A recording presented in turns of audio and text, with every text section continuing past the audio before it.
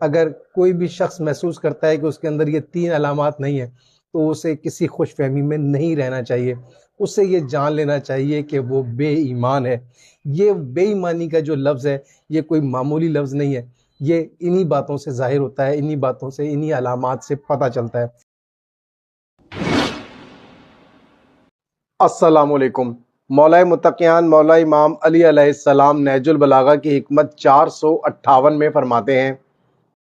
ایمان کی علامت یہ ہے کہ جہاں تمہارے لیے سچائی باعث سے نقصان ہو اسے جھوٹ پر ترجیح دو، خواہ وہ تمہارے فائدے کا باعث ہو رہا ہو، اور تمہاری باتیں تمہارے عمل سے زیادہ نہ ہوں، اور دوسرے کے متعلق بات کرنے میں اللہ کا خوف کرتے رہو۔ انسان کے ایمان کا اس وقت پتہ چل جاتا ہے کہ جب وہ اپنے کسی فائدے کے لیے جھوٹ بولتا ہے، کسی نقصان سے بچنے کے لیے کوئی جھوٹ بات کر دیتا ہے، کسی طرح سے اپنے آپ کو بچانے کی کوشش کرتا ہے۔ آپ علیہ السلام فرماتے ہیں کہ وہ شخص کہ جو نقصان اٹھا لے لیکن جھوٹ نہ بولے، کسی بہت بڑے فائدے کو چھوڑ دے لیکن سچ بات کرے، جو شخص ایسا کرتا ہے اپنے نقصان کی پرواہ نہیں کرتا اور اپنے فائدے کو نظر میں نہیں لاتا اور وہ سچ بات کرتا ہے، جھوٹ نہیں بولتا ہے، آپ علیہ السلام فرماتے ہیں کہ اس کے اندر ایمان کی علامت پائی جاتی ہے۔ پھر آپ فرماتے ہیں کہ وہ شخص کہ جو بات تو کرتا ہے لیکن عمل نہیں کرتا، یا اس کا عمل اس کی بات کے مطابق نہیں ہوتا، وہ شخص بھی ایسا ہے کہ جیسے اس کے پاس ایمان نہیں ہے یا ایمان کی یہ علامت نہیں پائی جاتی۔ ہر شخص کو یہ چاہیے کہ جو بھی بات کرنا چاہیے، یعنی بہت بڑی بڑی دین کی باتیں کرتا ہے، اصول کی باتیں کرتا ہے، قوانین کی باتیں کرتا ہے، اس ملک میں یا معاشرے میں یا مقام جہاں پر بھی وہ رہتا ہو وہاں ارد گرد کے بارے میں بڑی اچھی اچھی باتیں کرتا ہے، کیا ہونا چاہیے کیا نہیں ہونا چاہیے خوب جانتا ہے، دوسروں کو بتاتا ہے، لیکن جو نہیں ہونا چاہیے وہ خود اس کا مرتکب ہوتا ہے، جو کرنا چاہیے وہ عمل وہ نہیں کرتا ہے۔ ایسا شخص کہ جو کہتا ہے، دوسروں سے امید لگاتا ہے، دوسروں کو کہتا ہے کہ وہ ایسا کریں لیکن خود اس پر عمل نہیں کرتا،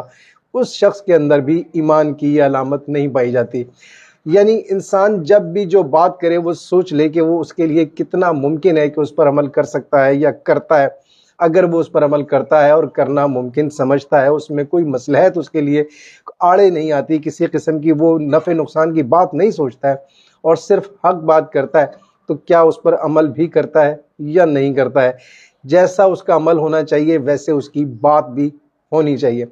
پھر آپ علیہ السلام فرماتے ہیں کہ بہت سے لوگ ایسے ہوتے ہیں کہ جو دوسروں سے بات کرتے ہیں، دوسروں کے بارے میں بات کرتے ہیں، لیکن یہ بھول جاتے ہیں کہ اس سے ان کے اوپر کوئی الزام لگتا ہے یا کوئی تہمت لگتی ہے تو لگ جائے، انہیں پرواہ نہیں ہوتی، وہ دوسروں کے بارے میں کوئی رائے قائم کرنے میں ہرگز کوئی جانچ پڑتال یا کوئی اچھے برے کا خیال نہیں رکھتے۔ ان کے لب و لہجے سے، ان کے انداز سے کسی کی دل آزاری ہو سکتی ہے، کسی کا نقصان ہو سکتا ہے، کسی کے کردار پر کیچڑ اچھل سکتی ہے۔ ہمیں ہر وقت جب بھی کوئی بات کرنے جائیں کسی کے بارے میں بھی اس پروردگار کا ہمیں خوف ہونا چاہیے، ہمیں یہ خیال ہونا چاہیے کہ ایسا نہ ہو کہ ہمارے الفاظ سے یا ہماری باتوں سے کسی کی زندگی میں کوئی برائی یا کوئی خامی یا کوئی پریشانی یا کسی بھی طرح سے اس کے اوپر کوئی الزام یا تہمت کی کوئی بات ہوتی ہو، تو اس پروردگار کے ہمیں خوف میں رہتے ہوئے ایسی بات نہیں کرنی چاہیے۔ اگر یہ ساری باتیں ہمارے اندر پائی جاتی ہیں تو مولا کے نزدیک ہمارے اندر ایمان کی علامات موجود ہیں اور ہم ایمان پر قائم ہیں۔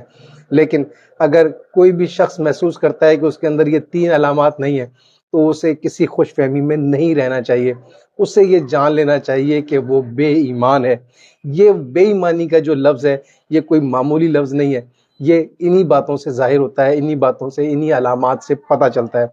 پروردگار عالم ہر شخص کو اس بے ایمانی سے بچائے، پروردگار عالم ہر شخص کو ایمان پر قائم رہنے کی توفیق عطا فرمائے۔ اے میرے پالنے والے،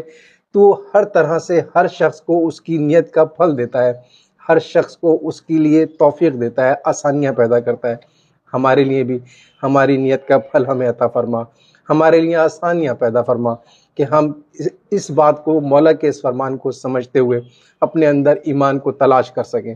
اگر ہے تو اس پر قائم رہ سکیں اور اس میں مزید بہتری لا سکیں، اور اگر نہیں ہے تو پروردگار آسانیاں پیدا کر، ہماری نیت ہے ہمیں اس نیت کا پھل دے، ہمیں اس مشکل سے نکال دے کہ ہم اس بے ایمانی کو چھوڑ سکیں، اس برائی کو اپنے اندر سے دور کر سکیں، اپنی عادات میں سے ان چیزوں کو ختم کر سکیں۔ پروردگار عالم تو بڑا عظیم ہے، تو بڑا رحیم ہے، ہماری دعاؤں کو مستجاب فرما، آمین یا رب العالمین۔ شکریہ۔